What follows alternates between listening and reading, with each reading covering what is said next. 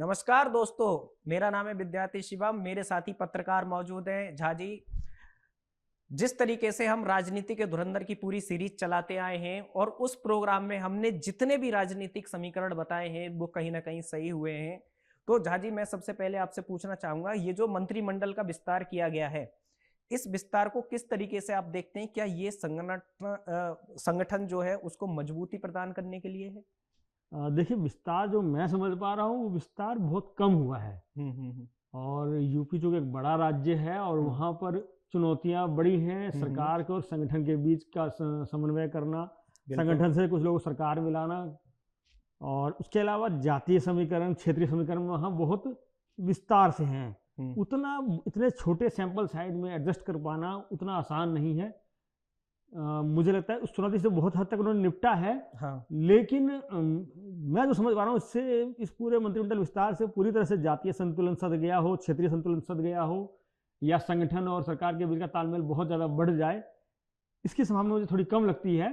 हालांकि भूपेंद्र चौधरी जो एक बड़ा चेहरा है संगठन से सरकार में लाए गए हैं, उनके आने से जहाँ जातीय समीकरण संतुलन साध पा रहे हैं, वहाँ संगठन का भी संतुलन साध पा रहे हैं। वो एक ऐसा चेहरा है जो मैं समझ पा रहा हूँ जिनसे जातीय, क्षेत्रीय और संगठन, तीन फैक्टर जो है उनके मंत्रिमंडल में शामिल होने से काम कर रहे हैं। एक तो संगठन से सरकार में आया है, प्रदेश अध्यक्ष रहे हैं, तो निश्चित रूप से संगठन और सरकार के जो तालमेल की गुंजाइश थोड़ा बेहतर हो जाती है। दूसरे पश्चिमी क्षेत्र से आते हैं। हाँ। तीसरे जाट समुदाय से आते हैं। तो जाट समुदाय वहाँ बहुतायत है, तो उस लिहाज से जातीय संतुलन भी कुछ हद तक से सध जाएगा। और क्षेत्रीय संतुलन, पश्चिमी क्षेत्र बहुत बड़ा क्षेत्र है और बीजेपी को इस बार यहाँ अपेक्षित सफलता नहीं मिल पाई थी। इस लिहाज से वो एक ऐसी अपॉइंटमेंट मैं समझता हूँ जो बीजेपी के संगठन समीकरणों के लिहाज से फ्रूटफुल हो सकती है। ठीक है, जिस तरीके से अभी मंत्रिमंडल विस्तार किया गया है उत्तर प्रदेश में, क्या इससे क्षेत्रीय समीकरणों को भी साधने की कोशिश की गई है? देखिए, कोशिश तो की गई है। जिस तरह से मंत्री लिए गए हैं, पश्चिमी उत्तर प्रदेश से लिए गए हैं, पूर्वांचल या अवध क्षेत्र जो इलाहाबाद का क्षेत्र है वहाँ से लिए गए हैं, तो छात्रों का प्रयास तो किया। पर मुझे लग रहा है इसमें एक तो बुंदेलखंड छूट गया है। हाँ। बुंदेलखंड को मुझे लगता है उनका जो हिस्सा होना चाहिए तो वो नहीं मिल पाया है। और इसके अलावा कुछ आप ऐसा देखते हैं कि जो सामाजिक समीकरण और हो सकते थे, जैसे आपने बुंदेलखंड का जिक्र किया, कि वो सामाजिक समीकरण भी और साध सकते थे? मुझे लगता है ब्राह्मण को और साथ जाना चाहिए था, क्योंकि यूजीसी आने के बाद जो उच्च वर्ग है वहाँ सवर्ण समुदाय है, ब्राह्मण है, राजपूत हैं, थोड़ा सा खफा वैश्य है, खफा नजर आ रहा है। जमीन पर इस बात का जो है बहुत ज्यादा असर देखा जा रहा है। तो उसे साधने के लिए उनका हिस्सा थोड़ा और बढ़ाया जा सकता था। मुझे मंत्रिमंडल में मैं समझ पा रहा हूँ कि जरा व्यापक विस्तार फेरबदल होना चाहिए था, उस लिहाज से बहुत कम हुआ है। बिल्कुल, जिस तरीके से मंत्रिमंडल विस्तार हुआ उसमें कई नए चेहरे हैं, तो कहीं ना कहीं नए चेहरों को शामिल करना आप एक बड़ी रणनीति मानते हैं, या फिर कहीं ना कहीं ये पुराने मंत्रियों पे, उनकी कार्यशैली पे सवाल खड़े करता है? देखिए, निश्चित रूप से जो नए चेहरे लाए गए हैं वो नया वर्ग साथ में जोड़ने के लिए लाए गए हैं, चाहे वो क्षेत्रीय आधार पर हो, जातीय आधार पर हो, या जो है संगठन से जुड़े लोगों को अगर लाया गया है, तो इसलिए कि संगठन और सरकार में तालमेल बेहतर बढ़े। जो ग्राउंड रिपोर्ट्स आ रही हैं लगातार, कार्यकर्ता या मध्यम वर्ग के जो नेता हैं, मध्यम स्तरीय नेता हैं, वो नाराज हैं। सरकार में अफसरशाही कुछ हद तक हावी है, जिससे नेताओं की साख गिर रही है। तो कार्यकर्ता वर्ग में एक निराशा का भाव है। तो आप कह रहे पुराने मंत्रियों के कार्यकर्ता और कार्यशैली पे थोड़ा सा सवाल है? निश्चित रूप से है। और मुझे लगता है कि जिस तरह की कार्यकर्ता की अपेक्षाओं को देखें और जातीय संतुलन साधने के लिहाज से देखें, तो ये व्यापक फेरबदल किया जाना चाहिए। बड़े पैमाने पर फेरबदल होता तो बेहतर होता। पिछली बार ऐसा आया था जब 2024 के चुनाव थे, है ना, उसकी बात मैं करना चाहता हूँ। कहीं ना कहीं वोट शेयर समाजवादी पार्टी का बढ़ा था, तो ऐसा निकल के आया था कि कहीं ना कहीं जो योगी आदित्यनाथ हैं उनकी बात उतनी नहीं सुनी गई थी। बट मंत्रिमंडल विस्तार में क्या ऊपरी फेरबदल, मतलब ऊपरी हस्तक्षेप होता है? निश्चित रूप से कोई राष्ट्रीय संगठन है तो आला कमान से सलाह मशविरा करके ही मंत्रिमंडल गठन करेगा। लेकिन जो एक बात मैं समझ पा रहा हूँ, यूजीसी का जितना बड़ा असर है उतना ही बड़ा असर कार्यकर्ताओं की नाराजगी है। बिल्कुल। इस लिहाज से संगठन में से कुछ लोगों को उधर ले जाया जाना चाहिए सरकार में, और सरकार से कुछ मंत्रियों को संगठन में वापस भेजा जाना चाहिए था।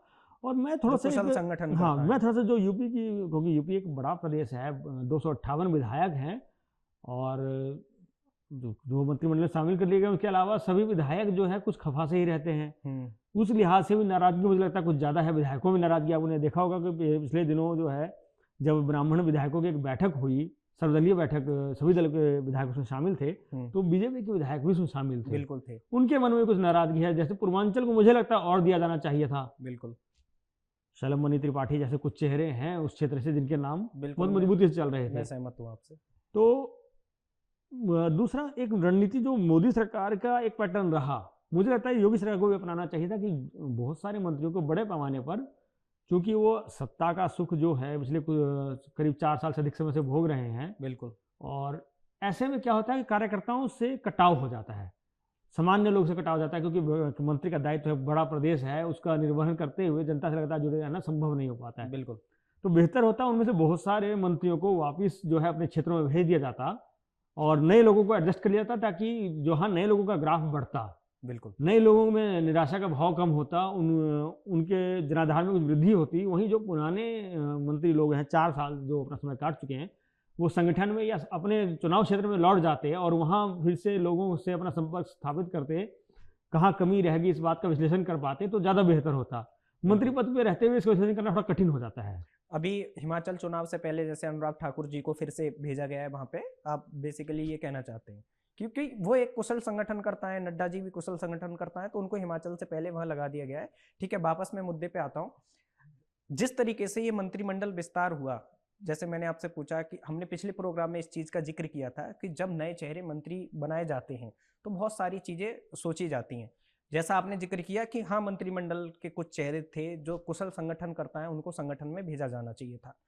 तो अब बीजेपी फिर से एक और विस्तार करेगी या सीधे चुनाव की तैयारी की तरफ बढ़ रहे हैं? देखिए, अब चूंकि अब तो 9 महीने रह गए, इसके लिए इसकी कोई संभावना नहीं लगती है। ये विस्तार भी बहुत लंबे समय आखिरी से विस्तार है, प्रतीक्षित था। इस लिहाज से तो मुझे लगता है यह अंतिम विस्तार है। इस बीच में अब कोई बड़ा फेरबदल होने की संभावना मुझे नहीं दिखाई पड़ रही।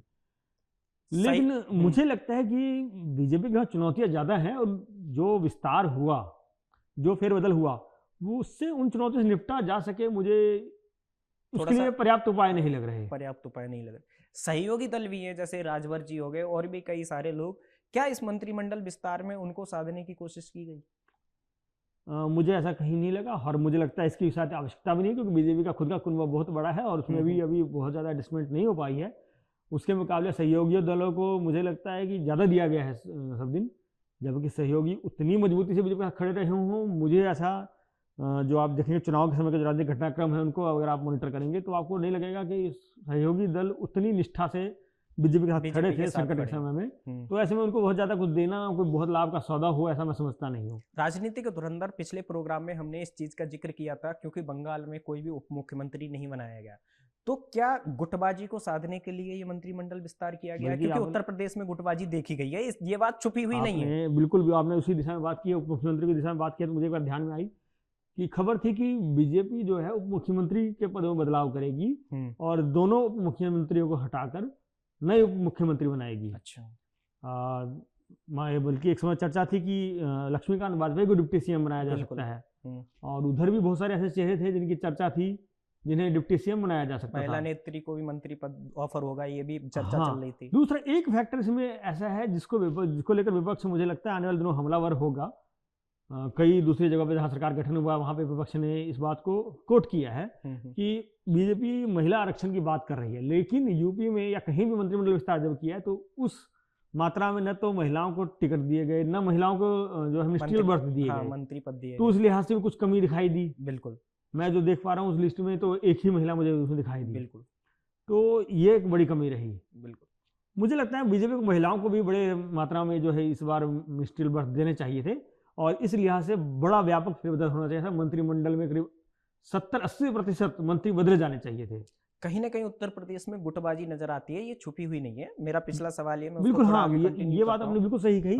मुझे लगता है कि जिस तरह का बदलाव हुआ है उसमें गुटबाजी को पूरी तरह से जो है एड्रेस कर पाए हों इस समस्या से निपटने का पर्याप्त उपाय किए गए हों, ऐसा नहीं लगा। वो नहीं नजर आ रहा। हाँ, इसमें गुटीय विभिन्नता भी नहीं दिखाई दी बिल्कुल कि अलग अलग गुट से लोगों को लेकर एडजस्ट कर लिया जाए ताकि भविष्य में गुटबाजी और न बढ़े। ठीक है, तो विभिन्न जानकारी जैसा कि आपने दी, कुछ और आप हमारे दर्शकों से बताना चाहें कि मैं ये और ऐड करता हूँ कि हाँ ये चीजें और हो सकती थी बेहतर?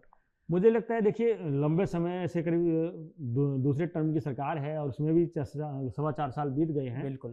तो कार्यकर्ताओं में नाराजगी है और जो सरकारी विभागों में शिथिलता है, खासकर स्वास्थ्य विभाग को लेकर बहुत ज्यादा चर्चा है। स्वास्थ्य विभाग को लेकर चलता है और सरकारी विभागों में सबको उसमें इंक्लूड कर लेते हैं कि सरकारी विभागों में शिथिलता है कामकाज में, उससे लोग भी नाराज हैं, कार्यकर्ता भी नाराज हैं और बड़े नेताओं के रवैये से भी थोड़ा नाराज हैं। बिल्कुल। तो मंत्री, मुझे लगता है, बहुत सारे लंबे समय तक एक कोठरी में रहने लगते हैं तो कट जाते हैं, इसलिए अधिकतर मंत्रियों को वापस उनके क्षेत्र में भेजना चाहिए था और नए लोगों को मंत्री बनाना चाहिए था। इससे पार्टी के जनाधार में वृद्धि होती और गुटीय संतुलन और क्षेत्रीय संतुलन, जातीय संतुलन, इन सबको साधने का प्रयास किया जाता तो बहुत बेहतर होता।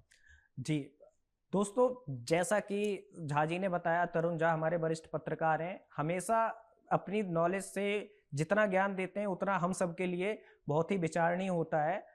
हमारे दूसरे साथी भी आएंगे अगले एपिसोड में। फिलहाल हमें दीजिए इजाजत, और इस तरीके के सारे प्रोग्राम्स पे आपकी क्या राय है, आप और कुछ ऐड ऑन करना चाहते हैं, हमारे सोशल मीडिया हैंडल्स को फॉलो करिए, सब्सक्राइब करिए और अपने विचार कमेंट में जरूर रखिए। फिलहाल दीजिए मुझे इजाजत। तरुण जी, आप शो में आए, बहुत बहुत धन्यवाद। नमस्कार।